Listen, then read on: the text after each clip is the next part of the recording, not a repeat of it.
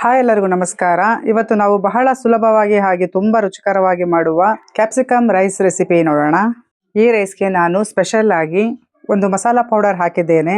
ಬೇಕಾಗಿರುವ ಸಾಮಗ್ರಿಗಳು ನೋಡ್ಕೊಂಬೋಣ. ಅರ್ಧ ಕೆಜಿ ಅಷ್ಟು ಕ್ಯಾಪ್ಸಿಕಮ್, 2 ಈರುಳ್ಳಿ, 4 ಚಮಚ ಕಡಲೆಕಾಯಿ ಬೀಜ, ಬ್ಯಾಡಗಿ ಮೆಣಸಿನಕಾಯಿ 10, ಗುಂಡೂರು ಮೆಣಸಿನಕಾಯಿ 6, 2 ಚಮಚ ಧನಿಯಾ, ಹುರ್ಗಡ್ಲೆ 1 ಚಮಚ, 1 ಚಕ್ಕೆ, 4 ಲವಂಗ, 1 ಏಲಕ್ಕಿ, 2 ಚಮಚದಷ್ಟು ಕೊತ್ತಂಬರಿ ಸೊಪ್ಪು, ಒಂದು 15 ಗೋಡಂಬಿ, ಹಾಗೆ 2 ಚಮಚ ಬಿಳಿ ಎಳ್ಳು, 4 ಚಮಚ ಎಣ್ಣೆ, ಅರ್ಧ ಚಮಚ ಸಾಸಿವೆ, ಅರ್ಧ ಚಮಚ ಜೀರಿಗೆ, ಹಾಗೆ ಒಂದು 20 ಕರಿಬೇವಿನ ಎಲೆಗಳು, ಅರಿಶಿಣ ಪುಡಿ 1/4 ಚಮಚ, 1 ಚಮಚ ಕಡಲೆಬೇಳೆ, ಉದ್ದಿನಬೇಳೆ, ಹಾಗೆ ಉದುರಾಗಿ ಮಾಡಿದಂತಹ ಅನ್ನ 1 ಬೌಲ್.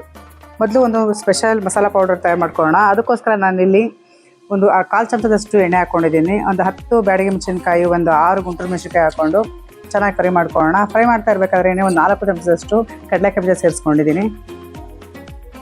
ಅದನ್ನು ಚೆನ್ನಾಗಿ ಫ್ರೈ ಮಾಡ್ಕೊಂಡ್ಮೇಲೆ 1 ಚಮಚದಷ್ಟು ಹುರ್ಗಡ್ಲೆ, 2 ಚಮಚ ಧನಿಯಾ, 1 ಚಮಚದಷ್ಟು ಬಿಳಿ ಎಳ್ಳು, 1 ಚಕ್ಕೆ, 4 ಲವಂಗ, 1 ಏಲಕ್ಕಿ ಸೇರಿಸ್ಕೊಂಡಿದ್ದೀನಿ.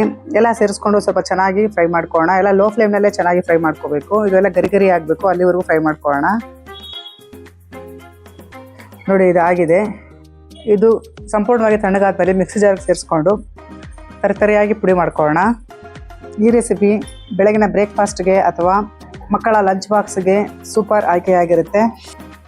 ಮಾಡೋದು ಸುಲಭ, ರುಚಿನಿಗೂ ಸಹ ತುಂಬಾ ಚೆನ್ನಾಗಿರುತ್ತೆ. ಕೆಲವೇ ಸಾಮಗ್ರಿಗಳಿಂದ ರುಚಿಕರವಾದಂತಹ ಬ್ರೇಕ್ಫಾಸ್ಟನ್ನು ತಯಾರು ಮಾಡ್ಕೋಬೋದು. ನೋಡಿ, ಇದಾಗಿದೆ. ಈ ರೀತಿ ಸ್ವಲ್ಪ ರಫಾಗಿ ಏನೇನು ಪುಡಿ ಮಾಡ್ಕೊಳ್ಳೋಣ, ತುಂಬ ನುಣ್ಣಗೆ ಮಾಡ್ಕೋಬಾರ್ದು. ಈಗ ಒಂದು ಬಾಣಲಿಗೆ 4 ಚಮಚದಷ್ಟು ಎಣ್ಣೆ ಹಾಕ್ಕೊಂಡಿದ್ದೀನಿ. ಎಣ್ಣೆ ಕಾದ ನಂತರ ಅರ್ಧ ಚಮಚ ಸಾಸಿವೆ, ಅರ್ಧ ಚಮಚ ಜೀರಿಗೆ ಹಾಕ್ಕೊಂಡಿದ್ದೀನಿ. ಸಾಸಿವೆ ಜೀರಿಗೆ ಎಲ್ಲ ಸಿಡಿದ ನಂತರ 1 ಚಮಚದಷ್ಟು ಕಡಲೆಕಾಯಿ ಬೀಜ, 1 ಚಮಚದಷ್ಟು ಕಡಲೆಬೇಳೆ, ಉದ್ದಿನಬೇಳೆ, ಹಾಗೆ ಒಂದು 15 ಗೋಡಂಬಿ ಸೇರಿಸ್ಕೊತಾ ಇದ್ದೀನಿ. ಇದನ್ನೆಲ್ಲ ಹಾಕ್ಕೊಂಡು ಸ್ವಲ್ಪ ಚೆನ್ನಾಗಿ ಫ್ರೈ ಮಾಡ್ಕೊಳ್ಳೋಣ. ಸ್ಟವ್ ಫ್ಲೇಮ್ ಲೋನಲ್ಲೇ ಇರಲಿ, ಹೈ ಮಾಡ್ಕೋಬೇಡಿ. ಇದು ಫ್ರೈ ಆದಮೇಲೆ ಈಗ ಇದಕ್ಕೆ 20 ಕರಿಬೇವಿನ ಎಲೆಗಳನ್ನು ಸೇರಿಸ್ಕೊತಾ ಇದ್ದೀನಿ. ಹಾಗೆ ಸಣ್ಣಗೆ ಉದ್ದುದ್ದವಾಗಿ ಹೆಚ್ಚಿದಂತಹ ಈರುಳ್ಳಿ 2 ಹಾಕ್ಕೊತಾ ಇದ್ದೀನಿ.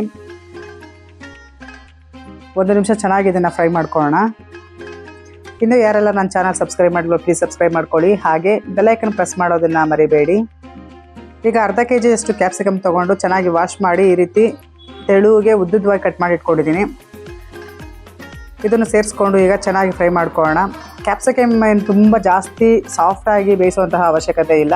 ಒಂದು 5 ನಿಮಿಷ ಈ ರೀತಿ ಮೀಡಿಯಂ ಫ್ಲೇಮ್ನಲ್ಲಿ ಫ್ರೈ ಮಾಡಿಕೊಂಡ್ರೆ ಸಾಕಾಗುತ್ತೆ. ಕ್ಯಾಪ್ಸಿಕಮ್ ಕ್ರಂಚಿಯಾಗಿ ಇದ್ದರೆ ತಿನ್ನಬೇಕಾದ್ರೆ ಚೆನ್ನಾಗಿರುತ್ತೆ. ನೋಡಿ, ಇದಾಗಿದೆ. ಇಷ್ಟು ಫ್ರೈ ಆದರೆ ಸಾಕು. 2 ಚಮಚ ಎಳ್ಳಲ್ಲಿ 1 ಚಮಚ ಎಳ್ಳನ್ನು ಉರಿಬೇಕಾದ್ರೆ ಹಾಕ್ಕೊಂಡಿದ್ದೆ. ಈಗ ಇನ್ನೊಂದು ಚಮಚ ಎಳ್ಳನ್ನು ಈಗ ಹಾಕ್ಕೊಂಡು ಚೆನ್ನಾಗಿ ಮಿಕ್ಸ್ ಮಾಡ್ಕೊಳ್ಳೋಣ. ಇದಕ್ಕೆ ಈಗ ಒಂದು 1/4 ಚಮಚದಷ್ಟು ಅರಿಶಿಣ ಪುಡಿ, ಹಾಗೆ ಪುಡಿ ಮಾಡಿಟ್ಟಿರುವಂತಹ ಮಿಶ್ರಣನ ಒಂದು 5 ಚಮಚದಷ್ಟು ಸೇರಿಸ್ಕೊತಾ ಇದ್ದೀನಿ.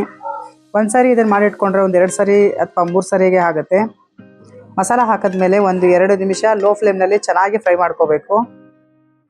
ಇದು ಗಮ್ಮಂತ ಪರಿಮಳ ಬರುತ್ತೆ, ಅಲ್ಲಿವರೆಗೂ ಫ್ರೈ ಮಾಡ್ಕೋಬೇಕು. ಹಾಗೆ ಕಲರ್ ಸಹ ಚೇಂಜ್ ಆಗುತ್ತೆ. ನೋಡಿ, ಇದಾಗಿದೆ. ಇಷ್ಟ ಆದರೆ ಸಾಕು. ಈಗ ಇದಕ್ಕೆ ಮೊದಲೇ ಉದುರಾಗಿ ಮಾಡಿದಂತಹ ಅನ್ನನ ಸೇರಿಸ್ಕೊತಾ ಇದ್ದೀನಿ. 1 ಬಟ್ಲಷ್ಟು ಅನ್ನ ಸೇರಿಸ್ಕೊಂಡು ರುಚಿಗೆ ತಕ್ಕಷ್ಟು ಉಪ್ಪು ಹಾಕ್ಕೊತಾ ಇದ್ದೀನಿ. ಹಾಗೆ ಇದಕ್ಕೆ 1 ಚಮಚದಷ್ಟು ನಿಂಬೆ ರಸ ಹಾಕ್ಕೊತಾ ಇದ್ದೀನಿ. ಇದು ಬೇಕಾದರೆ ಆಪ್ಷನಲ್ಲು, ನೀವು ಬೇಕಾದರೆ ಸ್ಕಿಪ್ ಮಾಡ್ಕೋಬಹುದು.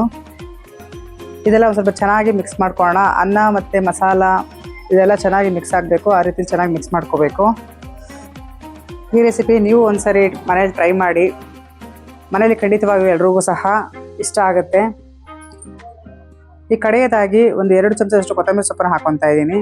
ಕೊತ್ತಂಬರಿ ಸೊಪ್ಪು ಹಾಕ್ಕೊಂಡು ಚೆನ್ನಾಗಿ ಮಿಕ್ಸ್ ಮಾಡಿಕೊಂಡ್ರೆ ರುಚಿಕರವಾದ ಹಾಗೂ ಆರೋಗ್ಯಕರವಾದಂತಹ ಕ್ಯಾಪ್ಸಿಕಮ್ ರೈಸ್ ಸವಿಯಲು ಸಿದ್ಧ ಆಗುತ್ತೆ. ಈಗ ನಮ್ಮ ಮಸಾಲಾ ಕ್ಯಾಪ್ಸಿಕಮ್ ರೈಸ್ ಸರ್ವ್ ಮಾಡೋದಕ್ಕೆ ಸಿದ್ಧ ಆಗಿದೆ. ಇದು ಮಧ್ಯಾಹ್ನ, ಬೆಳಿಗ್ಗೆ ಟಿಫನ್ ಬಾಕ್ಸಿಗೆ ಅಥವಾ ಯಾವುದಾದ್ರೂ ಅಕೇಶನಲ್ಲಿ ಸಹ ಪ್ರಿಪೇರ್ ಮಾಡ್ಕೋಬೋದು. ರೆಸಿಪಿ ಇಷ್ಟ ಆಗಿದ್ರೆ ಲೈಕ್ ಮಾಡಿ, ಶೇರ್ ಮಾಡಿ, ಹಾಗೆ ಚಾನಲ್ಗೆ ಸಬ್ಸ್ಕ್ರೈಬ್ ಆಗೋದನ್ನು ಮರಿಬೇಡಿ. Thanks for watching.